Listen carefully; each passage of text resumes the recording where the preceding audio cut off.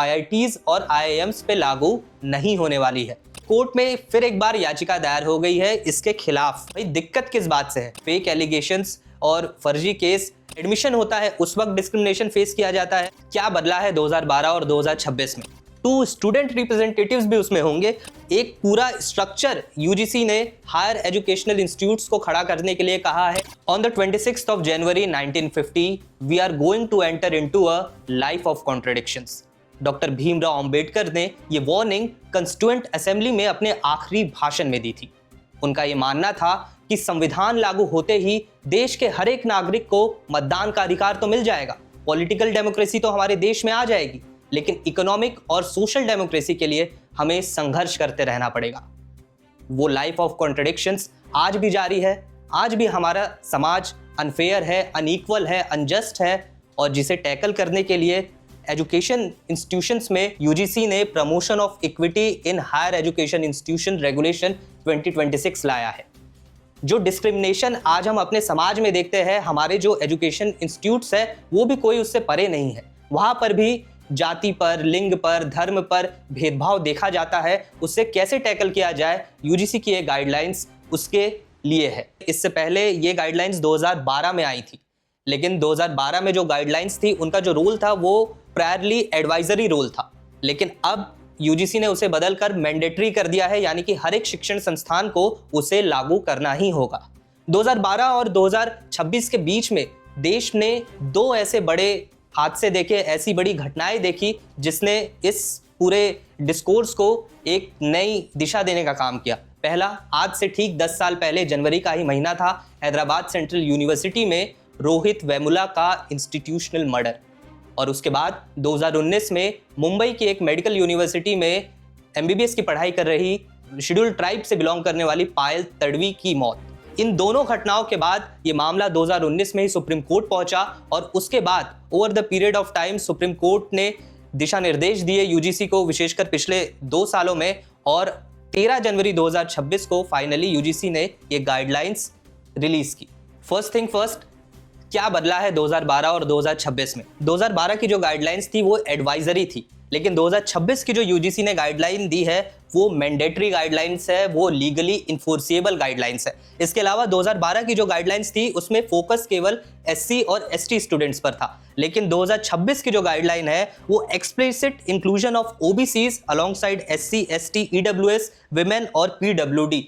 तो इस तरीके से हम देखते हैं कि एक जो दायरा है यूजीसी ने 2026 में वो बढ़ा दिया है। जो पहले 2012 में केवल एससी और एसटीज तक ही सीमित था, वो 2026 में बढ़ करके उसमें ओबीसी भी इंक्लूड हुए हैं, ईडब्ल्यूएस भी इंक्लूड हुए हैं, महिलाएं भी इंक्लूड हुई है, और पर्सन विथ डिसेबिलिटीज भी इंक्लूड किए गए हैं। इसके अलावा जो तीसरा सबसे बड़ा अंतर था वो इंक्लूसिव रिप्रेजेंटेशन और ग्रीवांस बॉडी बनाई गई है।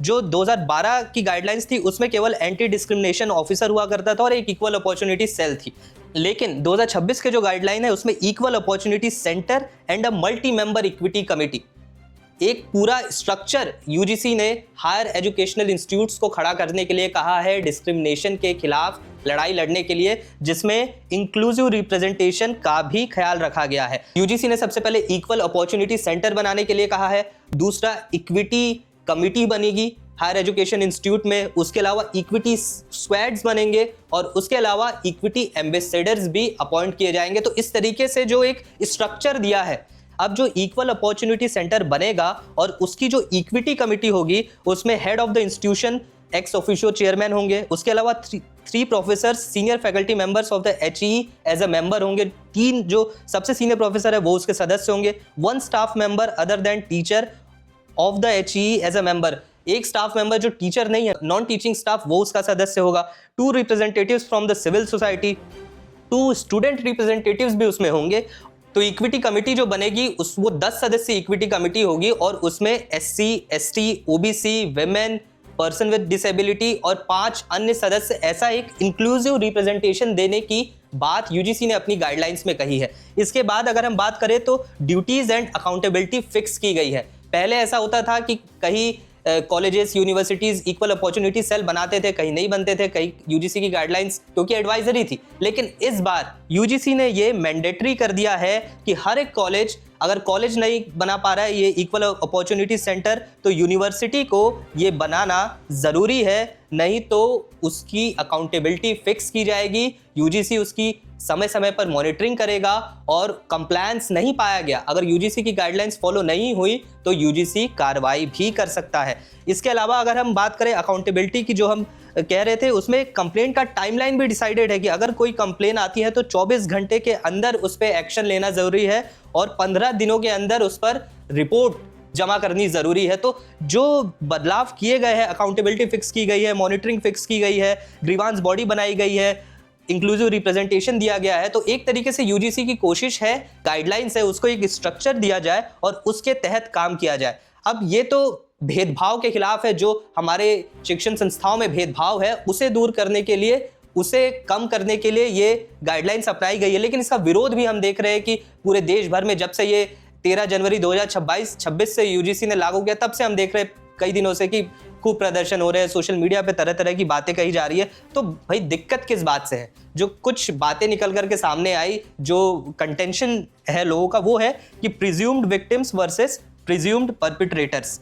यहाँ पर जो विरोध कर रहे लोग हैं उनका ये कहना है कि पहले से ही जो सामान्य वर्ग है उसे जो है परपिट्रेटर मान लिया गया है, यानी कि वो भेदभाव करेंगे ऐसा मान लिया गया है। और पहले से ही किनके खिलाफ भेदभाव होगा, जिसमें अब ओबीसी को भी शामिल कर दिया गया है एससी एसटी के साथ, तो उनके साथ विक्टिम्स को पहले से आइडेंटिफाई कर लिया गया और परपिट्रेटर्स को भी पहले से आइडेंटिफाई कर लिया गया। तो ये जो भले ही ये गाइडलाइंस बाद में लागू होगी, कोई केस बाद में आएगा, लेकिन जो विक्टिम और परपिट्रेटर कौन है इसका अंदाजा गाइडलाइन से पहले ही लगा लिया गया है। तो इससे कहीं ना कहीं सामान्य वर्ग जो है उसमें इसको लेकर के नाराजगी देखी जा रही है। दूसरी एक बड़ी चिंता जो सामान्य वर्ग के लोगों के बीच में देखी जा रही है वो है कि ये गाइडलाइंस जब लागू हो जाएंगी हमारे यूनिवर्सिटीज में, कॉलेजेस में, तो फेक केसेस अगर लगते हैं सामान्य वर्ग के बच्चों पर, सामान्य वर्ग के स्टूडेंट्स पर, तो उसे कैसे टैकल किया जाएगा, उससे कैसे निपटा जाएगा। तीसरी एक जो बात है सामान्य वर्ग को बहुत सता रही है वो ये है कि इस गाइडलाइंस के तहत जनरल कैटेगरी के जो स्टूडेंट्स हैं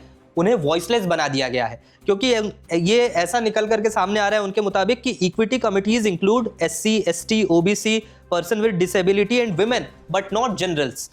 क्योंकि जो इक्विटी कमेटी रहेगी उसमें ये 5 तो रिजर्व रहेंगे, लेकिन जो बाकी 5 सदस्य होंगे उनमें कोई जनरल रहेगा या नहीं रहेगा, ऐसा कोई प्रावधान एक्सप्लिसिटली जनरल के लिए इस गाइडलाइंस में नहीं किया गया है, जिससे सामान्य वर्ग को ये लग रहा है कि उनकी आवाज़ कहीं ना कहीं दबाने की कोशिश की जा रही है।